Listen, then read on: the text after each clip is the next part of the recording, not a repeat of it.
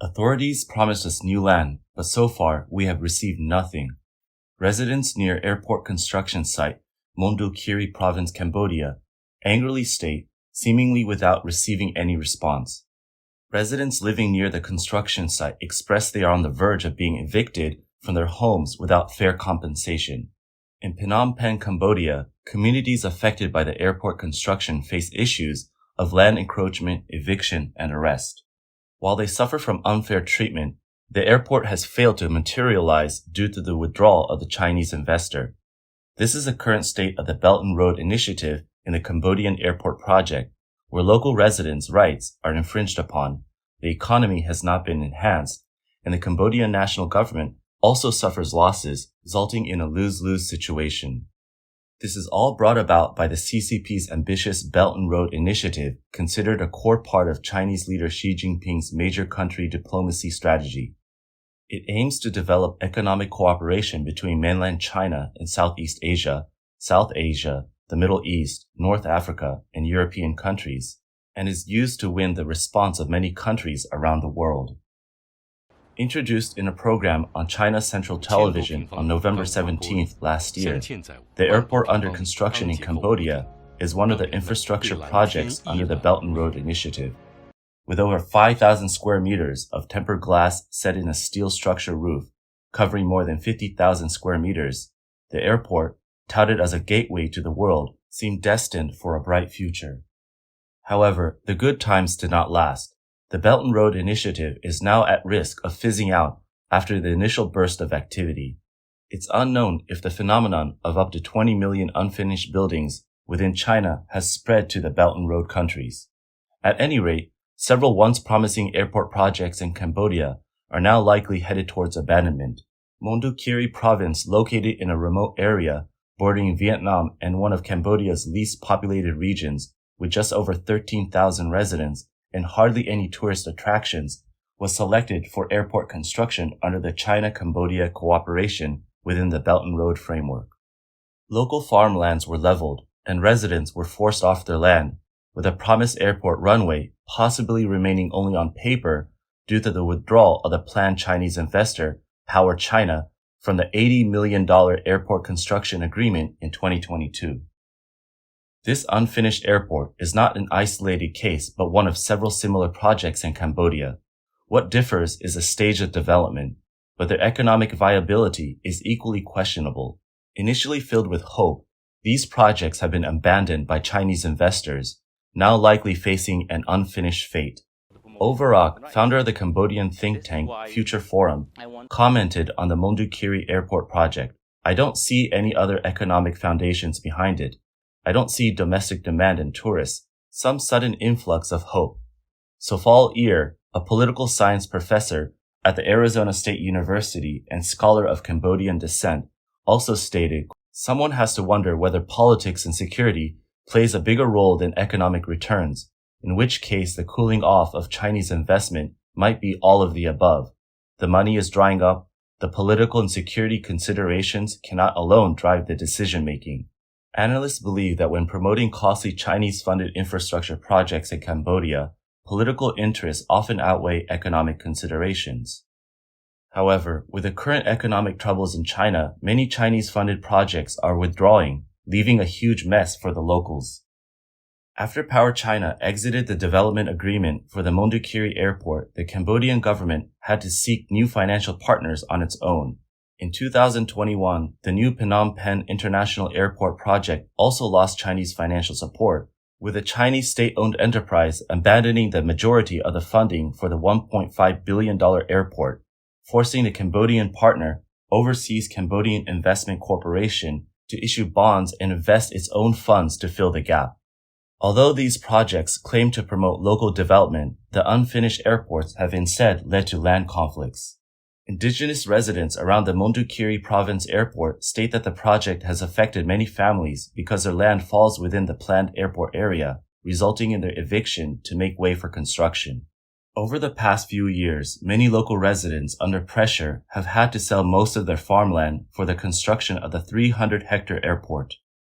However, they have not received fair compensation. Authorities promised new land to those who lost theirs, but in reality, this promise has not been fulfilled thus far.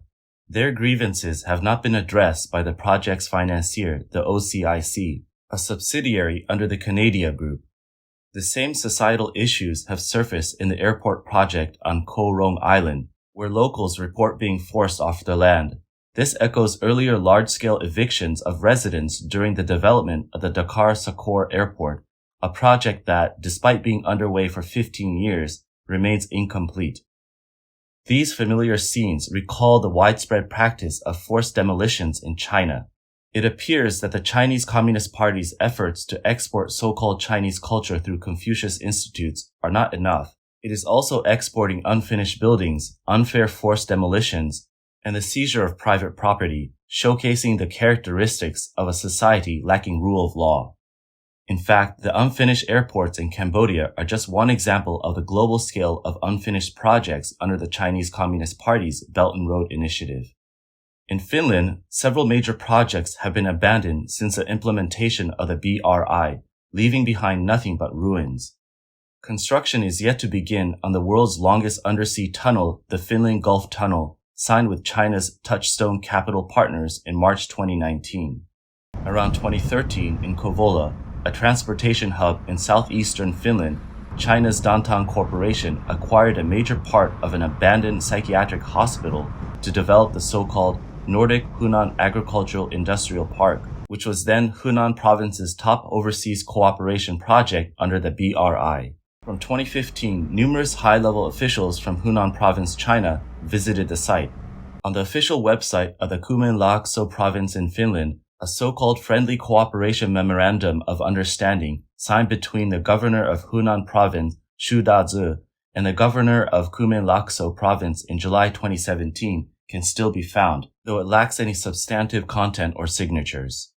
Oddly, Dantong Group, the major investor in this significant project, has shown little actual business activity and has been in the process of transferring ownership, while its owner has seemingly vanished.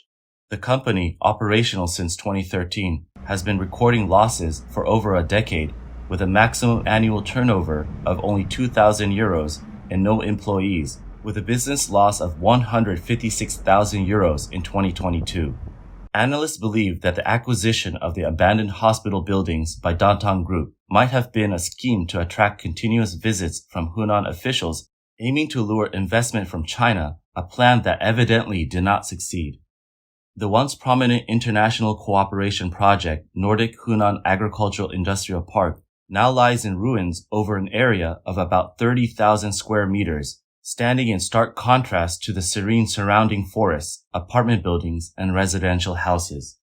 The main building, a 3-story structure, presents a scene of desolation with cracked walls and shattered windows, as if it had been through a war, serving now perhaps only as a relic of the BRI for explorers to visit. According to AID data, a research lab based in Virginia, 31% of BRI projects over the past decade have encountered problems, including corruption scandals, labor law violations, environmental degradation, and public protests. Debt issues also pose a significant risk, with Rhodium Group estimating that 25% of the loans are non-performing. In the past decade, 2 Southeast Asian countries, Sri Lanka and Pakistan, have become emblematic of the challenges facing the BRI initiative. Both countries have declared bankruptcy, with China showing little enthusiasm for assisting them in addressing their severe food and fuel crises. Sri Lanka owes China at least $7 billion, including loans from the China Development Bank. With private debts included, the figure is even higher.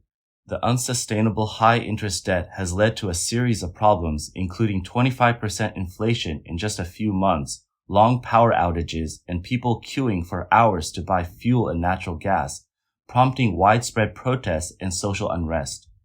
Unable to secure a rescue plan from the International Monetary Fund, Sri Lanka has been left to hope for a debt restructuring agreement with the Export-Import Bank of China. Pakistan's situation is similarly dire, facing a severe economic crisis with skyrocketing inflation, energy shortages, and a plummeting currency. Economists warn that Pakistan may follow Sri Lanka's footsteps. Both countries, especially Pakistan, which has been known as Iron Pak for its friendly relations with China, are now experiencing rising anti-China sentiment. The Chinese Ministry of Foreign Affairs even issued a travel warning for Chinese citizens visiting Pakistan in February 2023, a previously unimaginable development. So far, among the countries that have participated in the CCP's Belt and Road Initiative, Laos' foreign exchange reserves have dwindled to less than 2 months' worth of imports, exacerbating poverty. Lebanon is among the countries with the highest global debt, experiencing an economic contraction of 18% last year. Zimbabwe's inflation rate has surged past 130%. Additionally, countries like Myanmar, Egypt, Turkey, and Argentina are teetering on the brink of bankruptcy. Interestingly, upon taking office, Argentina's new president, Javier Milei, showcased an ideological stance starkly incongruent with that of the CCP, leading to a significant policy shift compared to Argentina's past, effectively halting all levels of cooperation with China. This action had an immediate impact, with Argentina's stock market index soaring, reigniting hope in a country deeply mired in economic crisis. This illustrates that for countries with fragile economic systems, the consequences of boarding the CCP's ship versus abandoning it are markedly different. Over the past decade, impoverished nations have received loans totaling hundreds of billions of dollars from the CCP, unaware of the potential debt trap that could engulf their entire country. The CCP is now the largest single creditor to these countries, and nearly 2/3 of these loans go towards infrastructure projects. Now, during economic downturns, revenue from completed infrastructure projects like toll roads, ports, and power plants is impacted due to reduced traffic and power consumption, making it difficult to generate income sufficient to repay Chinese loans. Moreover, since Chinese loans often use income generated from resources such as collateral, the risk of default increases significantly during economic recessions. The reduction in demand also leads to reduced prices of commodities, except for energy sources like oil. These factors further reduce the income needed to repay debts. Governments of these low-income countries find it increasingly difficult to repay Chinese loans, with some countries owing more debt to China than is publicly acknowledged. It is estimated that undisclosed loans provided by China to developing countries account for at least 15% of these nations' GDP. The enormous debt trap is a double-edged sword, harming not only the impoverished countries carrying these loans, but also trapping China in its own debt pit, leaving it with no good options. During economic crises, if China pressures indebted governments like Sri Lanka to repay debts, it'll be a futile effort and may backfire, costing China not only money, but also damaging its reputation. If China cancels the debts of poor countries, it would result in significant losses for Chinese state-owned banks, ultimately leading to dire consequences for the CCP government. Although the CCP has gained some reciprocal benefits, such as control over ports and infrastructure with military value in these countries, overall, the losses outweigh the gains. 10 years after the launch of the Belt and Road Initiative, despite massive investments, few projects have yielded tangible results. Xi Jinping, like a prodigal spender, has squandered the economic gains accrued from China's rapid development since its reform and opening up, placing the CCP in a predicament of difficult choices. With China's domestic economy also in severe crisis and funds drying up, the CCP is hard-pressed to continue its outward expansion, making the Belt and Road Initiative unsustainable and likely to become Xi Jinping's biggest international failed project during his tenure. The CCP authorities have touted the Belt and Road Initiative as a successful model, but is increasingly recognized worldwide that behind Beijing's seemingly generous funding lies a form of neocolonialism. It essentially uses targeted economic aid to bind recipient countries economically and politically. As this realization has dawned, the Belt and Road Initiative has gone from being highly sought after to facing neglect. At the third Belt and Road International Cooperation Summit in October 2023, the number of national leaders attending was significantly lower than in the previous 2 sessions. On the 10th anniversary of the Belt and Road Initiative, it faces setbacks worldwide. In March this year, Italy's Belt and Road Agreement is set to expire, and Italy has announced its formal withdrawal from the agreement. This departure of the only G7 country involved is undoubtedly a heavy blow to the Belt and Road Initiative. In September 2023, construction on the Hungarian segment of the Budapest-Belgrade Railway, considered a key Belt and Road project in Europe, was temporarily halted. On October 26, 2023, Philippine officials confirmed that they would no longer discuss loan financing for 3 major railway construction projects with China. Since December 2023, the construction of 2 hydroelectric dams in Santa Cruz, Argentina, symbolizing the solid strategic partnership between China and Argentina, has been halted, with no schedule for resumption. Overall, EU countries have grown colder towards the Belt and Road Initiative, with the EU not responding to Xi Jinping's suggestion at the end of 2023 to connect China's Belt and Road Initiative with the EU's Global Gateway infrastructure projects. After 10 years of implementing the Belt and Road Initiative, the few developed countries that were part of it, such as Italy, have resolutely withdrawn. Many impoverished participating countries have been dragged into deep debt, sparking economic crises and even social unrest. The Belt and Road Initiative has not brought the win-win cooperation and mutual benefits touted by the CCP. Instead, it has introduced insecurity and instability, even leading to national disasters. The initiative has also caused significant trouble for the CCP itself, leaving it in a difficult position from which it cannot easily extricate itself. The incomplete projects of the Belt and Road Initiative are not just an international farce deserving of such an end, they also testify to the inevitable bankruptcy of the CCP's global ambitions.